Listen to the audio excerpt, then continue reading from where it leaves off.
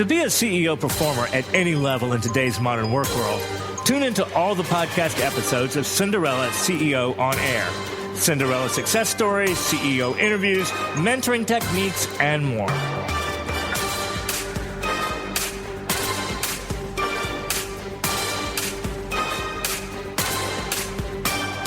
Is it possible for a CEO to use the lessons of fairy tales in building a billion-dollar company or rising up from the ashes like a Cinderella character?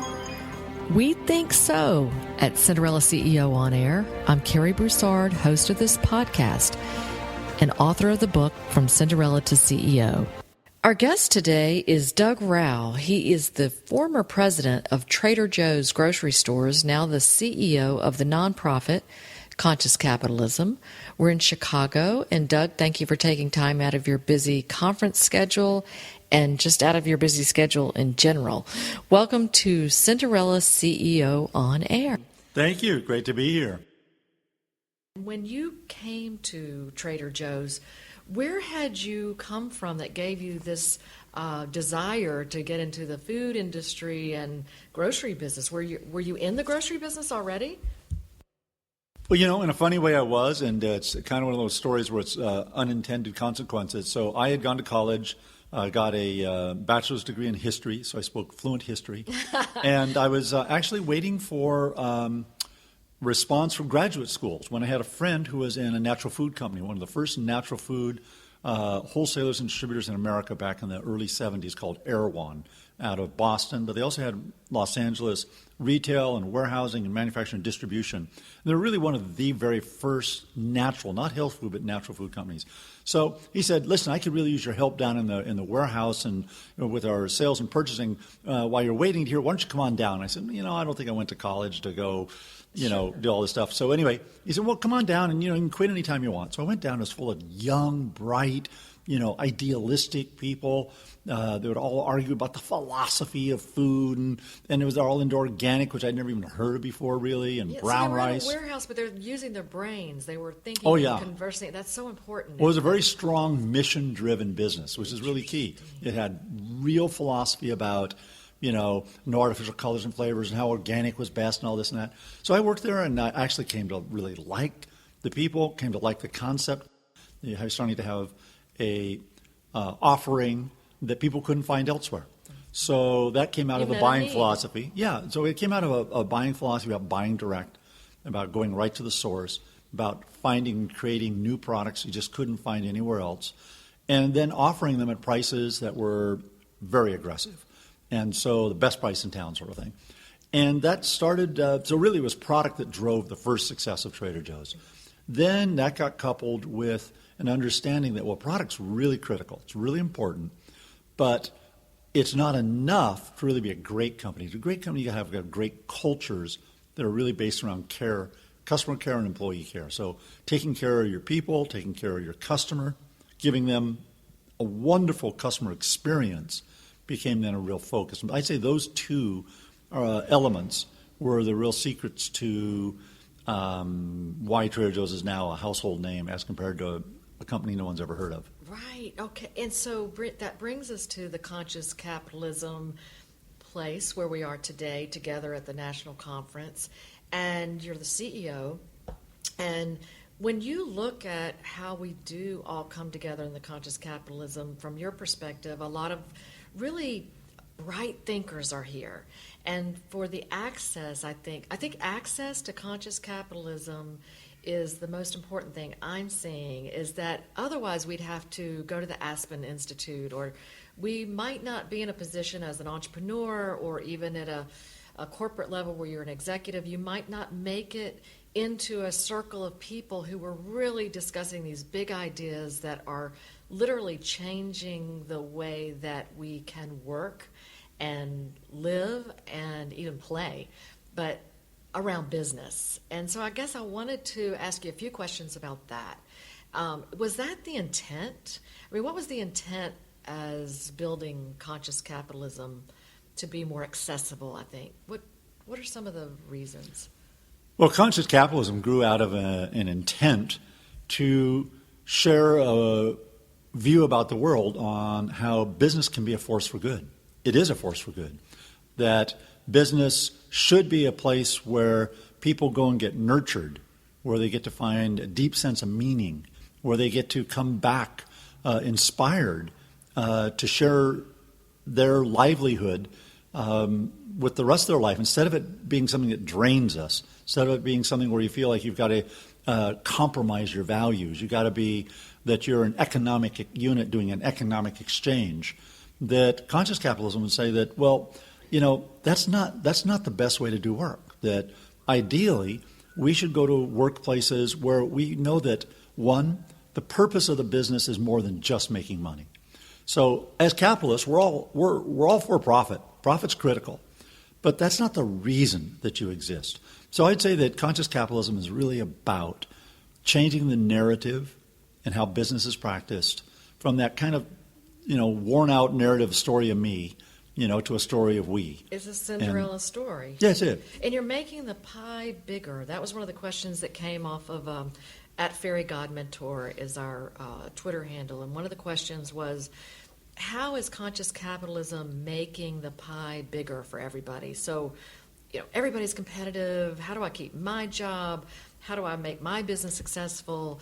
Well, how does conscious capitalism, make it a more Well, I'd say it does it in the following ways. Yeah. First, I think that by allowing us, first I'll just say economically, I believe that businesses that practice conscious capitalism will succeed in the long run better going forward than the very nature of conscious capitalism is that it takes a stakeholder model, not a shareholder model. So instead of just focusing on one aspect, which is your investors, it says, no, we want to optimize the value chain for our employees, for our communities, for our customers, for the environment. And that what I mean by that is that you can't do any decision that would actually be harmful for any one of those. It doesn't mean that they're all equal, because in almost any decision it's really tough to have everything be equal, so if not impossible. But instead what it's about is an orientation that says we value each of these stakeholders. They're critical and important members of our value chain. And as such, definitionally, I think that expands the pie. I would then finally say that from a standpoint of just well-being and our emotional response, our human response, that when you go to work in a place that values you, that gives you a voice, that allows your creative energies to come forward, that gives you something that you can feel that's gone from just a job to a career to a calling, to where you really feel that aspirational kind of Maslow's hierarchy, where you're up towards the top, that expands the pie because your energy, your enthusiasm will be infectious. And you find that companies that are really, inspired often take these principles of a higher purpose and of cultures of care and trust and put those not just to use in their own business, but also back throughout their community. And that's the success factor, I think. When you talk about you think that these companies will be more successful in the long run, so a person or people who might, let's say they're laid off. A company has tough times. I don't know if this ever happened at Trader Joe's, but if somebody's laid off, they do leave perhaps still as a fulfilled person, not somebody who is drained of all their energy. Or can you talk about that? People have to get tough times. Yeah, I think that when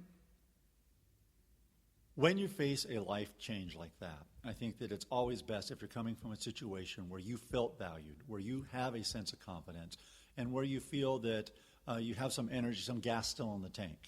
So I think that that's the first thing. The second thing is that just because you're a conscious business doesn't mean you don't have to you don't have to part ways with someone. Right. There are times at which either the business has changed or they just don't perform. Yeah. And I like to say that even when you're a conscious business, you are a team, not a family. And that everyone needs to play their role. Yes. It's like in an orchestra. If the first violinist keeps coming in on the wrong measure, at some point you go, gosh, this isn't working out. Right. And you're hurting the rest of the team. So how do you handle that is what makes you either a conscious or an unconscious business. The very nature, if the shoe was on my foot, that says, listen, what can we do to find another spot, either in this business or to let you know that we got to find a way to transition out. This isn't working. Life's too short to be engaged in things that aren't a fit for you, Right. and they're not a fit for the business. Yeah. So I think that's just being realistic, but you have to do it in a fully human way. Yes, I love that. And I think when we look at the people who are starting businesses today in record numbers, especially women who might be, at a point in their career where they were laid off from the corporate world, but they've really, and millennials as well, that is a burgeoning group of entrepreneurs. It includes both. So people from different generations are coming into the workplace as entrepreneurs.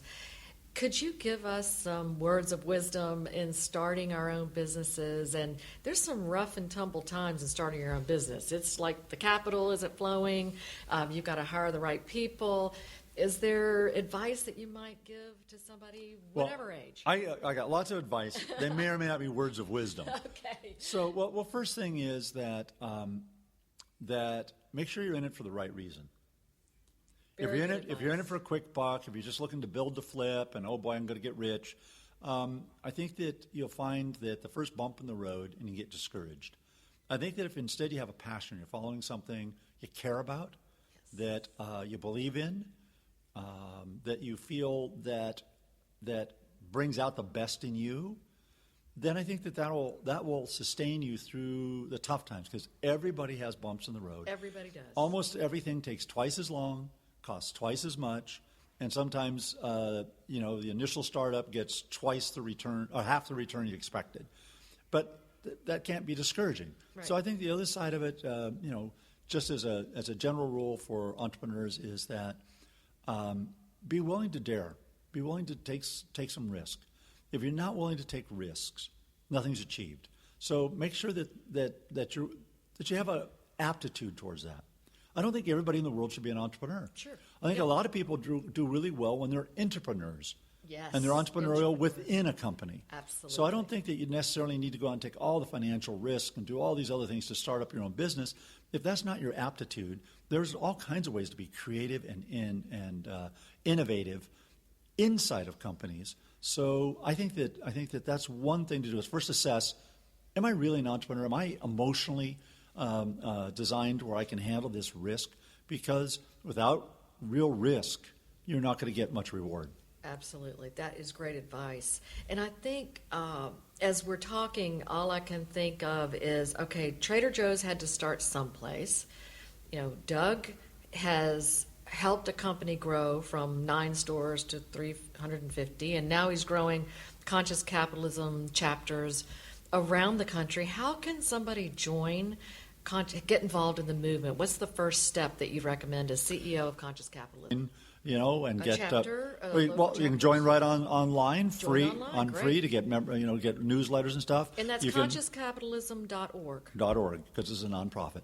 So there's also chapters around that. We have 14 in the United States with another 6 or 7 that are actually in process. We have another 6 different countries and another 3 or 4 countries in process that are up and running.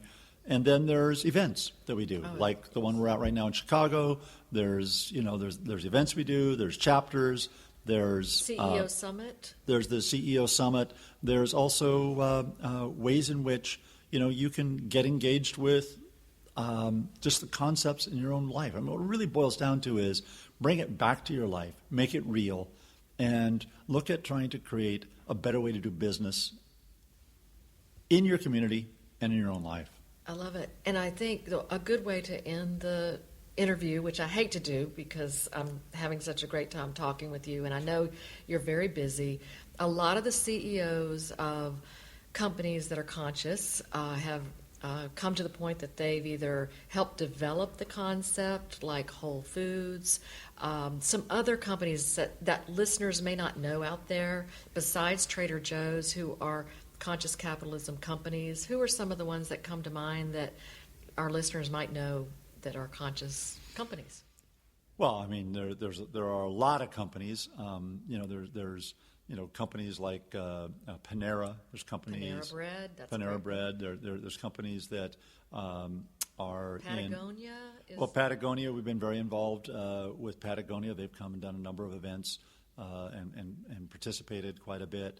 That Southwest Airlines. Colleen Barrett's come to and feels very strongly. Yes. Herb Kelleher wrote a nice thing for the book on conscious capitalism. There's a number of companies that are big names, but frankly, a lot of what we're talking about here are sort of retail brands. But in addition to that, there's the second or third largest steel mill in the world in South Korea called POSCO. And they're following the principles of conscious capitalism. Interesting. There's manufacturing companies and banking and finance Really important. that are really engaged and involved with. There's service companies.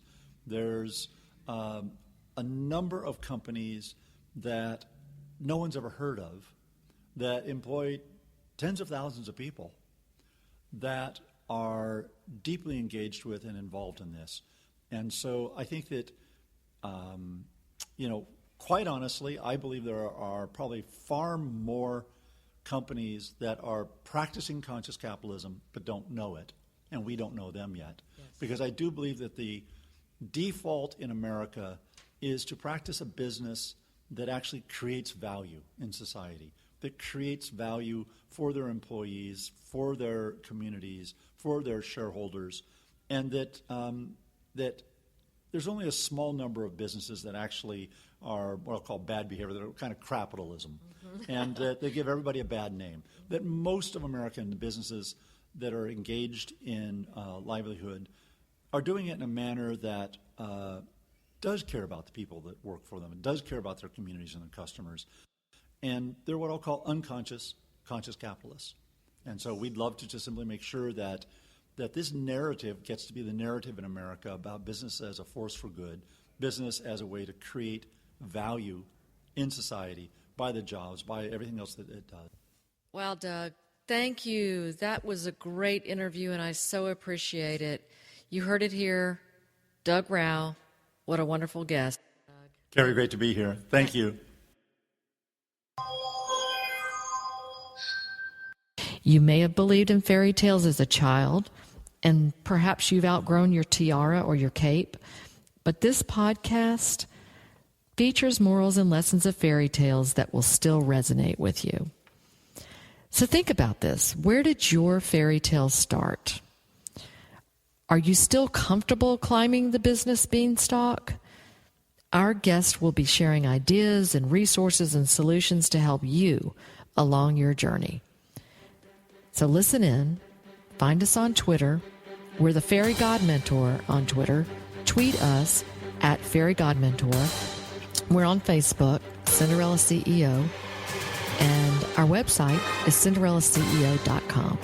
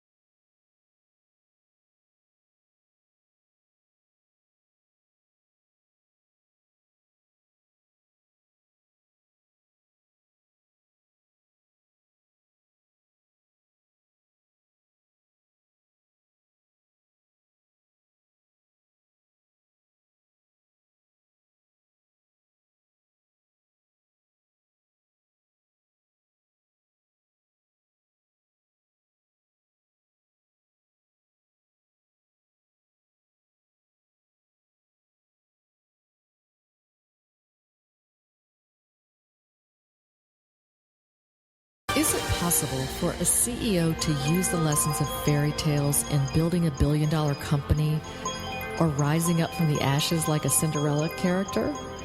We think so at Cinderella CEO On Air. I'm Carrie Broussard, host of this podcast and author of the book From Cinderella to CEO.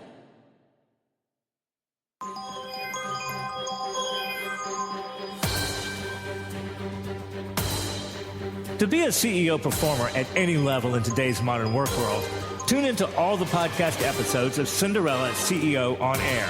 Cinderella success stories, CEO interviews, mentoring techniques, and more.